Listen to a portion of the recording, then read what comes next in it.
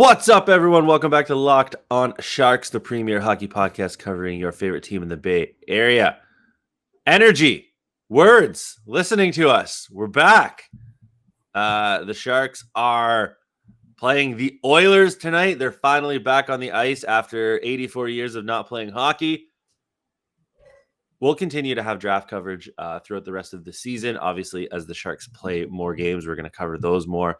The deadline coming up, we're going to have deadline content. So the profiles won't be 3 a week going forward for a little bit, but we will have them going forward. JD puts a lot of work into those, so it takes a little bit of time to get them organized. Plus, we have to coordinate with another human. So please let us know who you want us to cover. We'll try to get to them.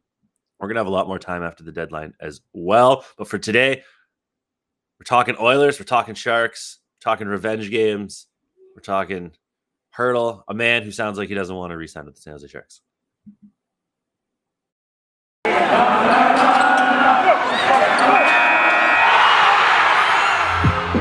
You're Locked on Sharks, your daily podcast on the San Jose Sharks. Part of the Locked On Podcast Network, your team every day.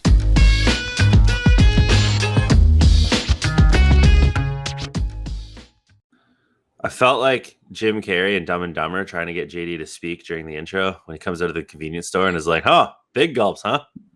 Well, see you later."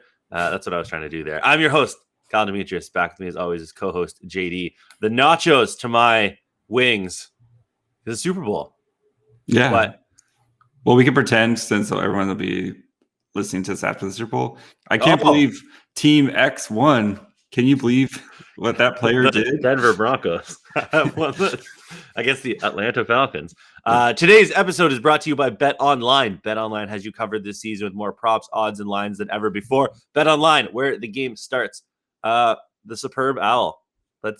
We should record like 4 or 5 different intros. No, this is too much work for me because I'm editing this before the superb owl is done. So yes, yeah. The owl goes off this afternoon, and we're recording this in the morning because obviously drinking, family, food comas, ribs.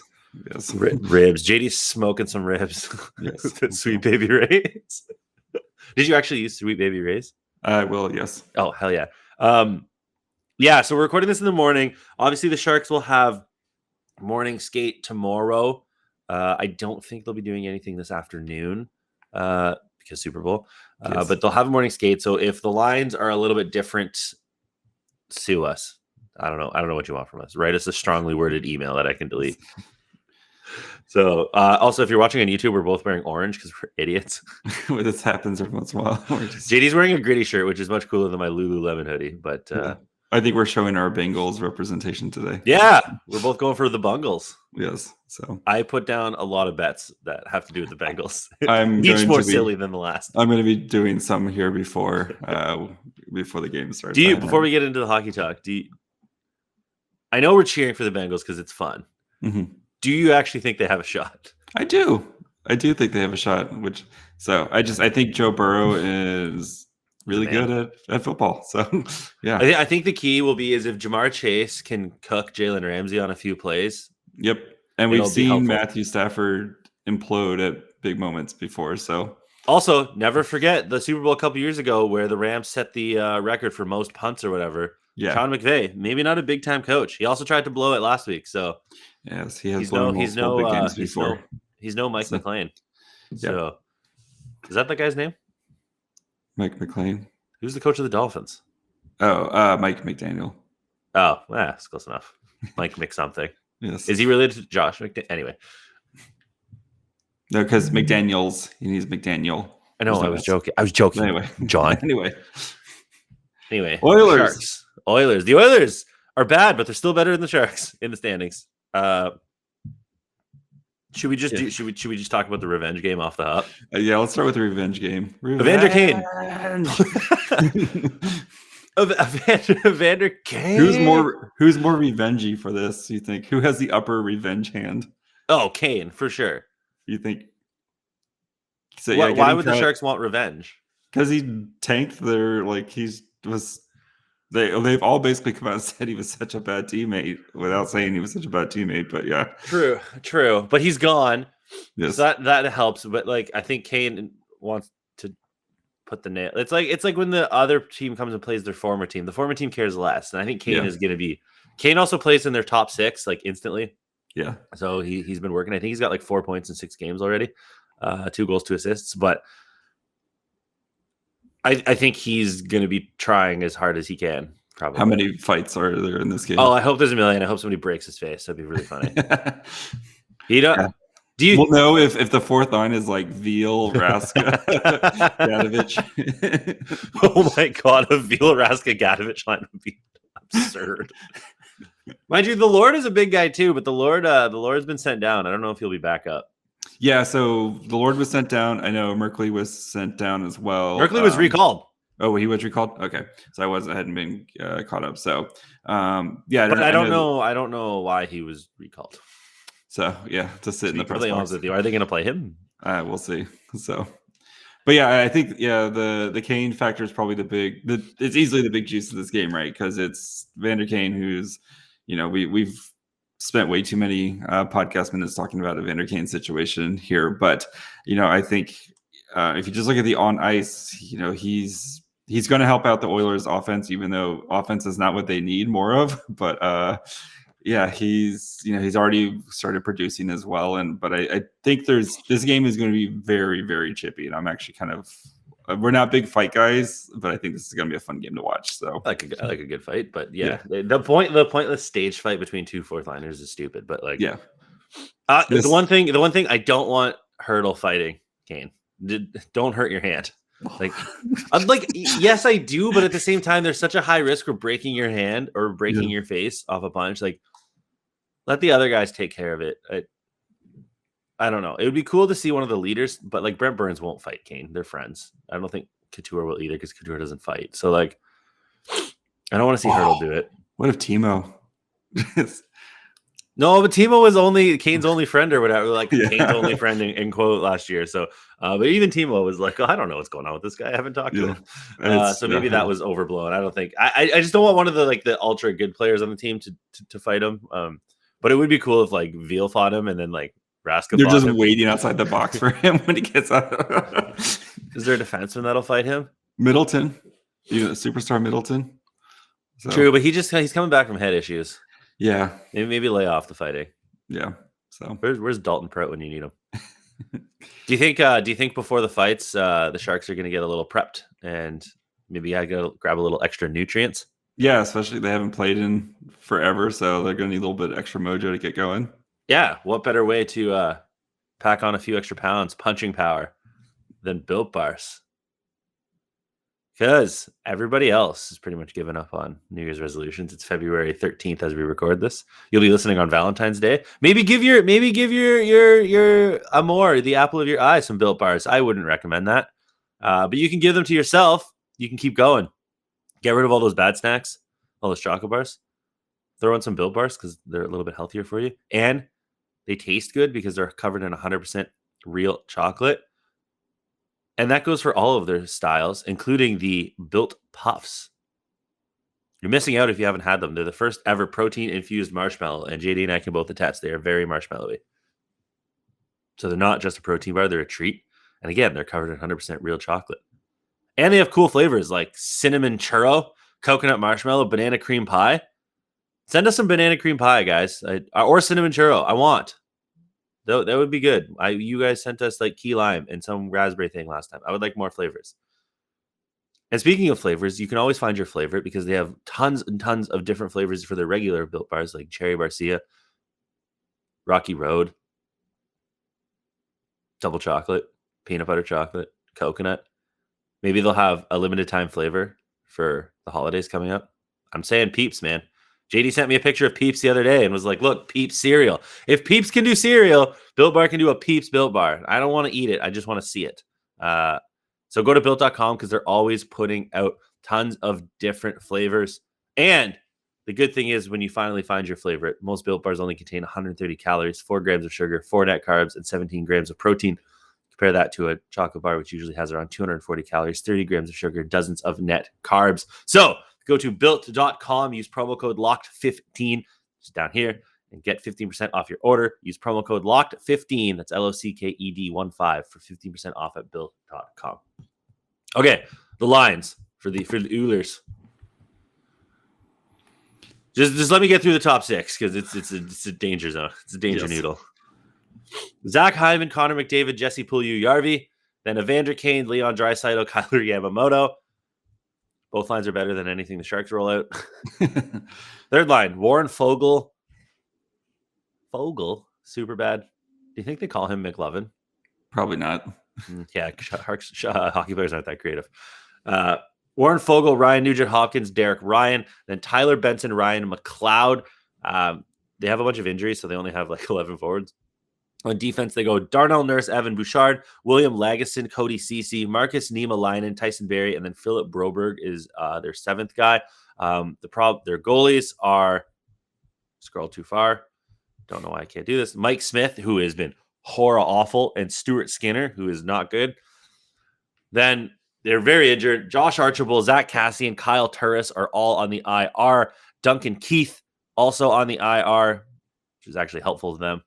And then Mikko Koskinen also on the COVID list. So tons of injuries. However, they have tons of power on the top. Like their first power play unit is Evander Kane, Ryan Nugent-Hopkins, Leon Draisaitl, Connor McDavid, and Evan Bouchard. Yeah, their power play is clicking. They're second in the league right now at 28%. Well, you'll have McDavid and Draisaitl on the same power play. I would hope so. Stupid. Yeah. Do not take a penalty against the Oilers. That's how they're going to beat Which you. This game is probably going to be. Oh, it's going to be a penalty festival. Yeah. So the Oilers right now 6-3-1 in their last 10, but they beat the Islanders, who are not good. They've lost to Chicago, lost to Vegas, and then some other teams before the break. So. Yeah, they're 6-3-1 in their last 10, but I think before that they were not that great. They were on fire. They were playing really well against some solid teams. Like they beat Calgary, they beat Nashville in overtime. They beat the Caps. They lost to Ottawa. They pounded Montreal, which everyone does. They beat Florida 6-0, or they lost to Florida 6-0. So like they played some good teams in there, but yeah, I think since the break they've been a little slow getting out. But they've also fired their coach. That too. So they got the dead cat coach bounce, but there's no two ways to slice it. The Oilers aren't very good, even though they should be. Ken Holland has not put a team around McDavid and Draisaitl. And Duncan Keith, he'll solve all the problems. It doesn't help when your goalie is Mike Smith, who is trash monster supreme. They have nothing. Somebody did propose in the Twitters. I've heard trading James Reimer to the Oilers for some picks. I'd do it. Yeah, well, why not? Who cares? You're not the trading within the division thing is not trading within the division because they'll come back and hurt you is only valuable if like you're really good. Like if you're Vegas, you wouldn't trade the Ducks something good because like whatever. But the Sharks aren't competing, and James Reimer's not going to be there in like 3 years when they are competing. So just get assets. And the Oilers might still miss the playoffs, so it could be even better. So currently the Oilers, my phone closed. Hold on. The Oilers are not in the playoffs, so they have 51 points in 45 games, which makes them 3 points ahead of the Sharks, who also have played one extra game. Yeah, the nice thing is now since the Sharks haven't played, everyone's starting to kind of catch up to them a little bit here in the games played. Man, Anaheim's already played almost 49 games. Man, they played 49 games. Vancouver's played 49 games. So in the division, just a little quick recap here. Vegas has 59 points. The Flames have 58. The Kings have 55. Then the Ducks have 55. And the Ducks are the second wild card spot. And then the Oilers have 51. The Canucks have 50. San Jose has 48. Seattle has 36.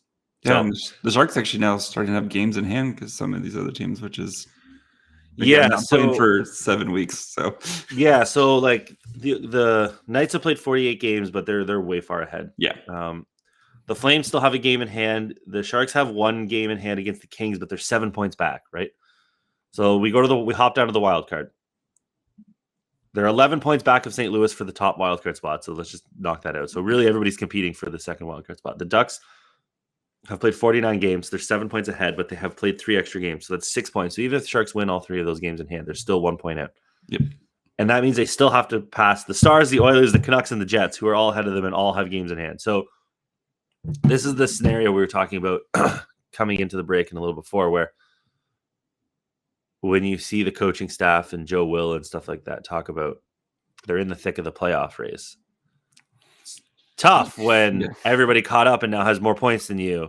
Yep. So, I mean, like, when you have 5 extra games in hand and you have the same amount of points, it's not really the good math here. No.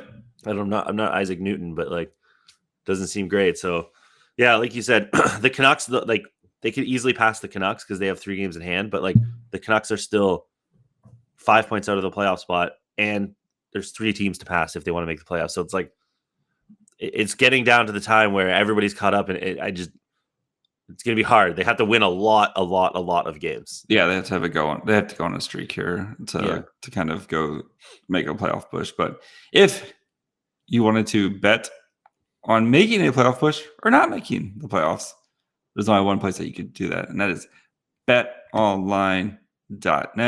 Football might be over, but basketball's in full steam for both pro and college hoops. Apparently, there's also this game where you hit a ball with a stick and run around the bases. That might come back one day. I've heard it's great for some people. So you can actually go bet on that. From all of the latest odds, totals, player performance props to where the next fired coach is going to land, betonline.net is the number one spot for all your sports betting needs.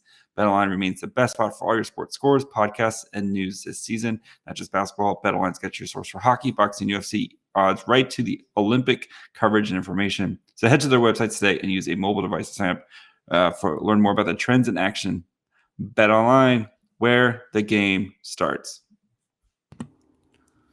Speaking of Joe Will. Yeah, so Joe Will had I think it was Thursday, he had a press conference, talked to all the important people in the media.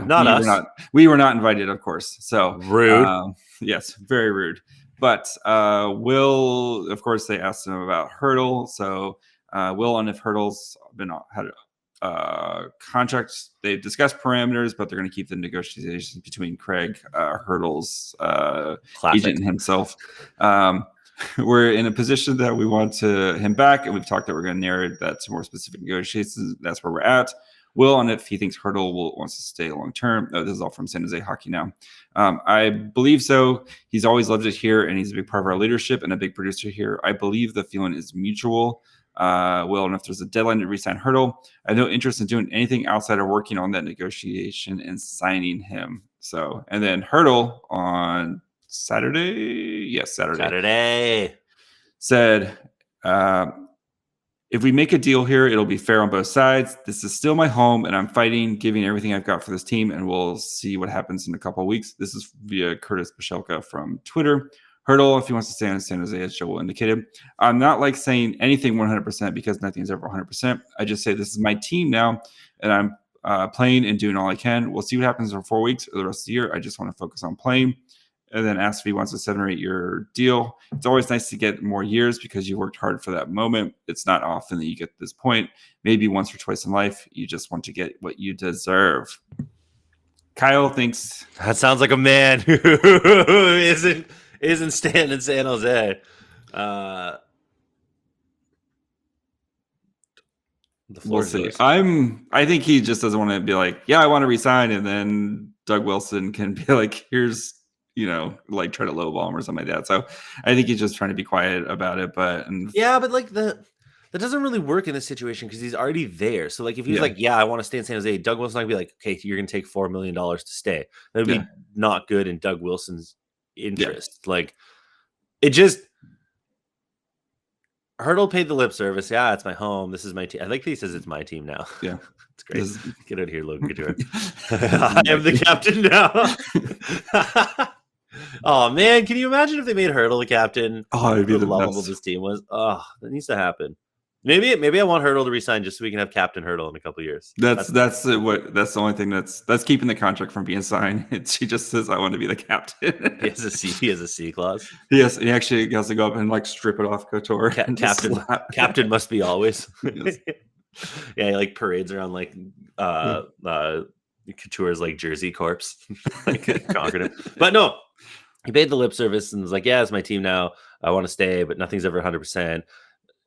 And then he did the I want to just focus on the next 4 weeks, blah, blah, blah, blah, blah. So like, yeah, like he could resign, but I don't know. It just to me, it struck me as very non-committal, very like, yeah, this is great, but like, do I want to stay? So but I mean, I wasn't super pumped by the quotes. Let me tell you that. I think it's changed from the before the season when it was like, I don't know if this team has been, kind of like is kind of picturing me. So I think there has been that shift there. And I think having Evander Kane leave, I think that was the big issue, right? Was Evander Kane and him being gone now. And, and the team not sucking. But and the team great. The team not sucking would be good too. So somebody, this is why they should have invited us. Somebody should have asked how he thought about like the team's progress or the team's prospects, because that was a thing that he talked about in the summer where they didn't have any good prospects. There's no future. Somebody should have asked him about that, because I think that's a big key for him. If he wants to win, it's going to be tougher in San Jose than if he gets traded to like Colorado. You know what I mean? Yeah. Actually, Curtis. So they're doing practice right now. Hertl with Meyer, Barabanov, Couture with Balcers, Dahlin, Bonino with Cogliano and Nieto, and then you have the Pedersen, Gadovich, Veal, Gregor, fourth line. One of those guys will be scratched. So Lane in this economy? He's someone, yeah. I guess the Lord is just gone now. He's gone for now. So why are we doing this? This is the same as John Leonard. John Leonard and the Lord are just going to go have fun down in Lord and Leonard. It's like a religious buddy cop comedy solving religion crimes. Yes. I guess the Lord isn't a religious thing. I forgot my own. No, rule. You always forget that. So yeah, I mean, it's the same lineup that they've been using the whole time. Yeah. Except Gregor's on the fourth line now. Awesome. Yes. What do you think? So the key for this game. So the Sharks haven't played in a while. I think they're going to be rusty.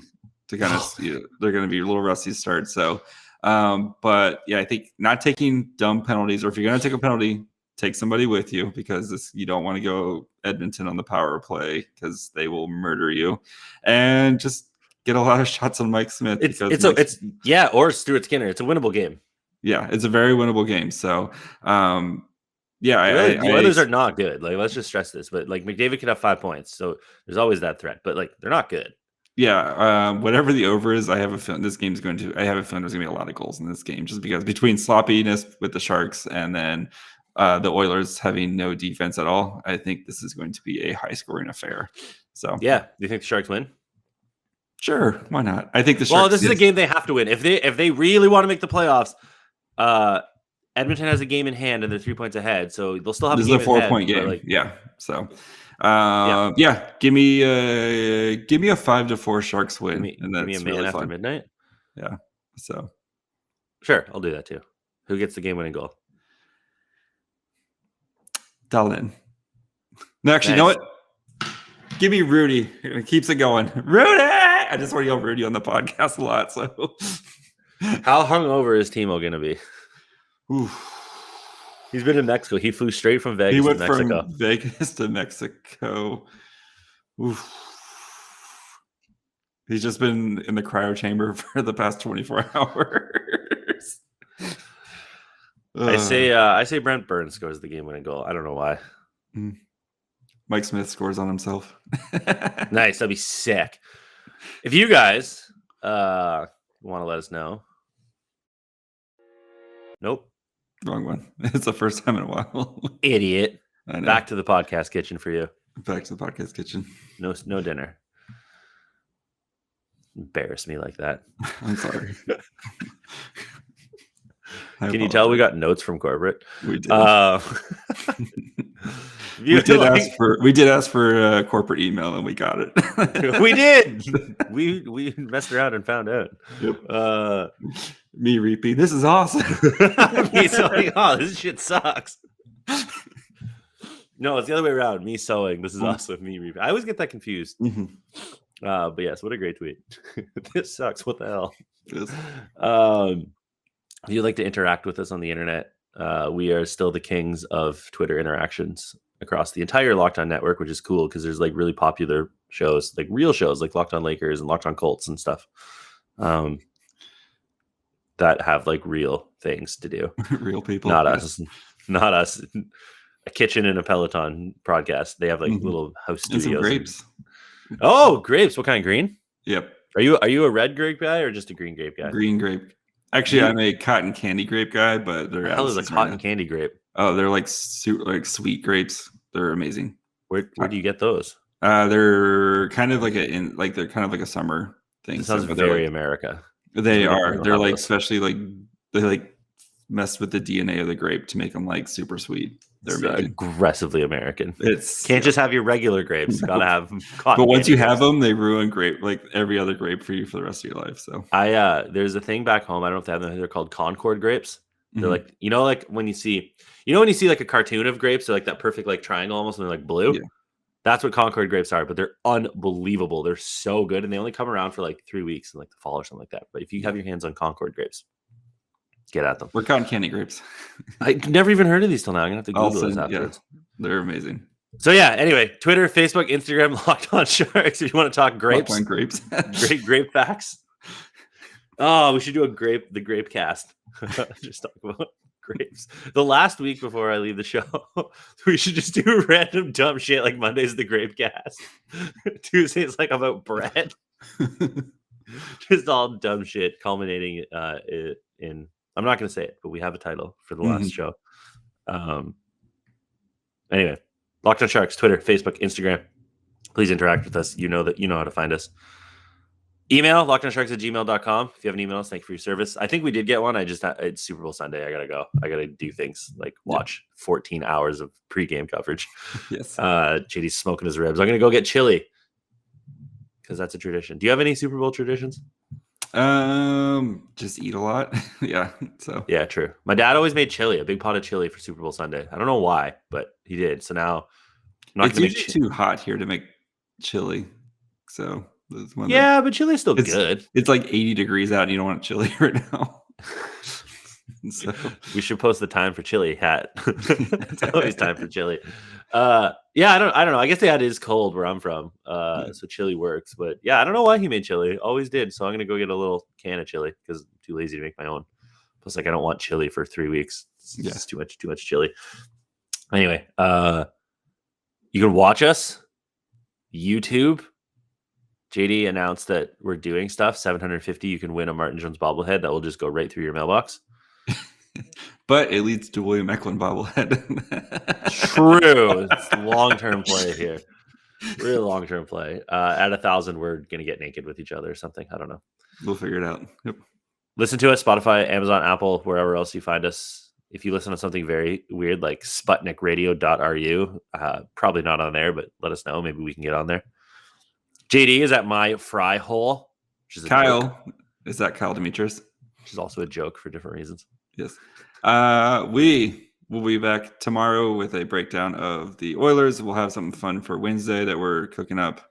And then make sure you guys go check out Locked On Bets if you want to go win some money. Go check out our Olympic coverage too. I know like Ann has been killing it doing, covering all the Olympic stuff. So you can go check out that if that floats your boat. Thank you for making us your first listen, and go check out one of the amazing other Locked On podcasts, such as Locked On Titans. Super Bowl winner.